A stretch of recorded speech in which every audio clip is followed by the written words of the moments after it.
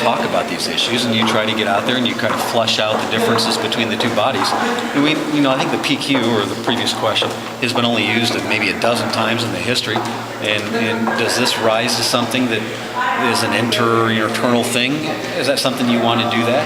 There's a lot of other issues with unemployment, getting people back to work, tax credit reform, passing our budget that were very important to us. So we wanted to make sure we got something done that was bipartisan support, that we didn't have to muscle through. What will be your strongest defense if this winds up in court? Well, I think that you had bipartisan support, and I think that you had feedback from all members of the geographic representation of the state. We held public hearings. We talked about it. The map is it follows the existing map as much as possible, absorbs a seat, makes more seats competitive. And again, at the end of the day, it has pretty wide-ranging bipartisan support. Back to the rush to pass it tonight. I think that it was starting to bugger down other issues, the budget, things of that nature. The tensions were getting high, so we were working feverishly to try to come up with a compromise.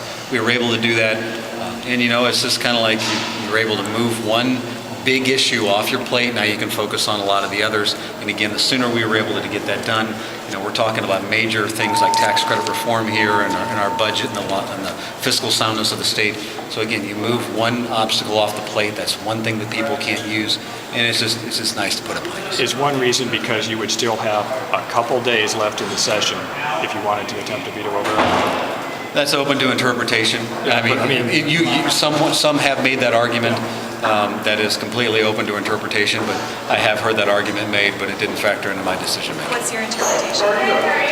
I haven't looked at the Constitution close enough. I made a strong point for last week.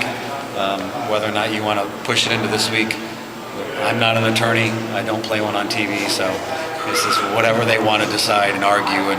But again, it came down to, when you get a compromise, why wait around? Let's get it done, because we have other issues that are very important to the Missouri people. Do you want to encourage, you and Representative Deal want to encourage the governor to try to make a decision on this in time for an override? Well, I think you should look at the bipartisan support that the map got in our chamber. Take a look at it. This is something that we had Republicans and Democrats that are on board.